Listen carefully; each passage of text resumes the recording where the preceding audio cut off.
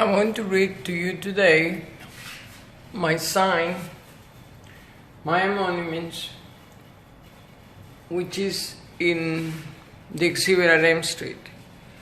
It says, Mayan Monuments, clay sculptures. I am a Mayan Indian artist drawing inspiration from the art forms depicted in Mayan Indian culture. Quiché area is close to Quetzaltenango, midwestern highlands of Guatemala, where my family has lived for centuries and my mother was born. She used to tell me stories about the Popol Vuh Mayan Codex since I was a child, and she used Mayan myth names to call our pets. The colors in my sculpture represent the thunderbolts in the sky, called the feathered serpents by the Mayans. Thunder was believed to be God because rain was vital to the survival of the seed that fed the people. Colors also represent Quetzalcoatl, bird feathers, which are very long. They can be longer than 6 feet and are narrow. The colors not only represent the light in the sky of thunder, but lately I've been realizing that they also represent the Quetzal birds. Quetzal is the national bird of freedom from Guatemala, and they cannot live in captivity, and their tails are very narrow and long, and they look like my statues. So I could be actually representing the Quetzal feathers as well. The thunder lights come from the Creator, the cosmic energy, in the center of the circle, which is Tepeo and Gucumax, known as the sovereign feathered serpents. The Huracan Lord of the four winds is in the west, and he sent Kukulkan, which is the ray, the thunderbolt, to establish the four directions of the sky. Huracan is the four winds, to the right, to the left. The four winds, it appeared to me in a dream. And the cardinal cross was established there by Kukulkan, that is represented as a dragon, and I have it in one of my sculptures placed right by Huracan. The medicine wheel is for the Native American. For the Mayan people is the native cross, or the cross of the four directions. Long time ago, we were one clan, one people. We were united. We were called the Clovis 5,000 years before Christ because of the obsidian arrowheads we hunted with. If we did not know when to plant, by watching the shadows of the sun, we died. My sculpture depicts deities mentioned in the book, A Story of Creation of the Mayan Quiché, the Popol Vuh Codex. It deals with the creation of the sky, of the four corners, and the four attempts to create humans and animals plus the underworld by the great-grandfather and the great-grandmother Ishmugane and Ishpiakok. All my pieces have Mayan Quiché names. These Mayan deities are known through a period of Mayan history in the most important cities with different names. I strive to be focused and congruent in my creativity, as well as academically rooted by years of help that I have gotten in graduate research with the help of Keith Jordan. This is a drawing from his book, and it displays the structure of the world, upper world, middle world, and underworld. And it was designed by Vivian Schaffler and published in a book, the Classic and Early Post-Classic and the Question of the Mayan Influence by Oxford. So, going back to my graduate research, Saussure is the forerunner of post-structuralism and structuralism. And he said that a word has no intrinsic meaning. In other words, a word doesn't have any meaning within itself. It's the relationship to the words around it and the context of the relationship to language. So therefore, art doesn't have any meaning in itself intrinsically, but it's about the relationships it has. An artist to his community gives the art that an artist does meaning. And in Mayan Popol Vuh, it says, let no one of us stand behind. It's art of the people, for the people, and it comes from the Creator. It's to enlighten the world. It says, like art has no meaning without relationships. My art is for the people. Without the community or related to people, my symbology loses meaning.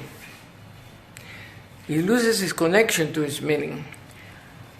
I work on leather burning, mandalas, and murals, beside building clay ceramic and sculpture. The colors in my sculpture represent the feather of blue serpents, which are thunder lightning in the sky. Mayan culture saw the thunder bringing rain to the seed that feeds the people as essential gods. They did not have the concept of Christianity or anything. They just live by the forces of nature. Every time I don't know what to do in the next place and I'm lost, I make calls and remember the light of the Creator coming from His hand to enlighten my mind and to use my hands to tell me where to put it and what to do. I want to be an instrument of healing for the power of art. He says, my email and my site, Anabella.info. And what I was talking about, let me take you over here, this is the cardinal cross of medicine. There is Tohil, and the west, and the east is Anal, the god of night, and Chak, the god of water. This part of the hand receives the water from above and thunder, and is the Mayan and the Toltec culture. And the hand from underneath right here, that is keeping the water in the caves. And is the cultures that used to do sacrifice because they didn't believe in the principle light coming from the lightning, but they had to spread blood in order for the earth to have a living power. So this is hurricane, the four winds that I was talking about, and there is the cosmic energy, which is the duality of the principle of creation, God the Father and the Mother is light and darkness, which is duality that gives life.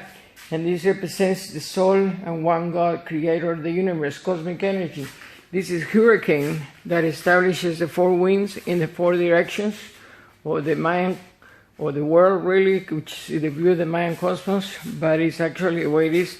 And this, represented as a dragon, is Kukulkan. He's actually the representation of the feather serpent on the thunder that established the four directions of the world. And let's see, this is one of the bacabs that holds the middle sky. There's four. They hold the physical world. This one is the higher world, so they hold the four corners of the sky in the axis mundo. That one is for that's Kolel, goddess of the beast.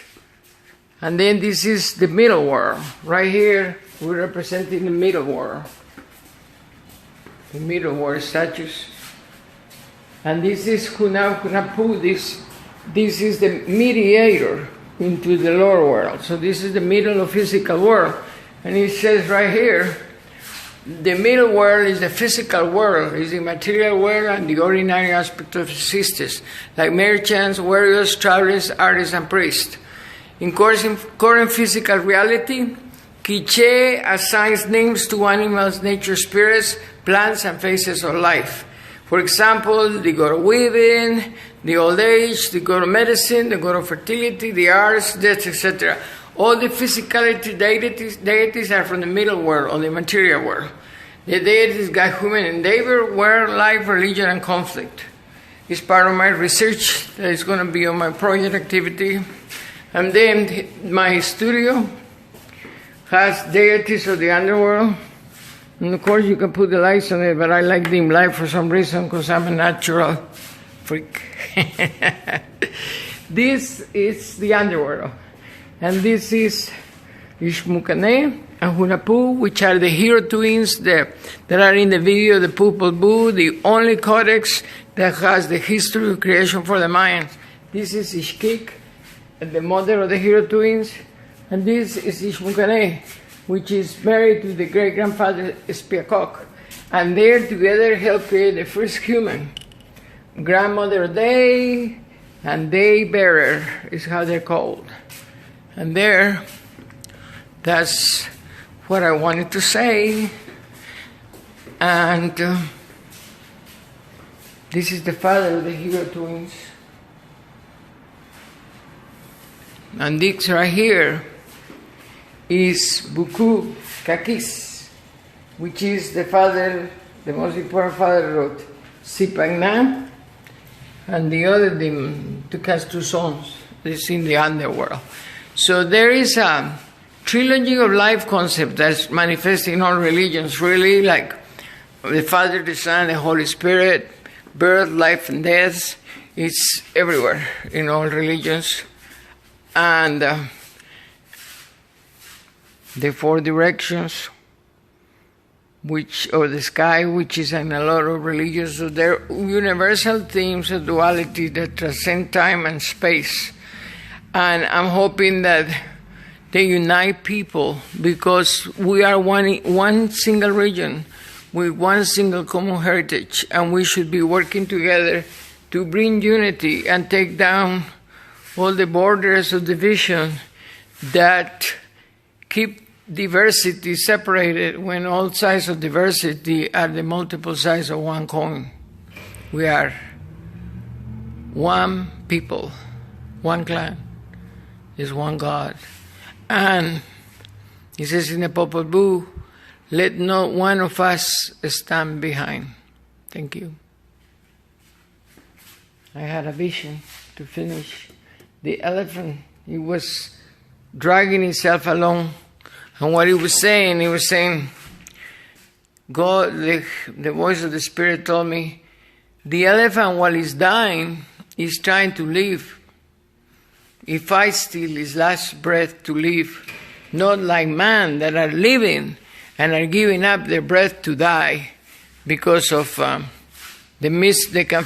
because of whatever reason. Everybody's got a reason, but the Spirit wants us to be like the elephant and the camel that fights in the desert.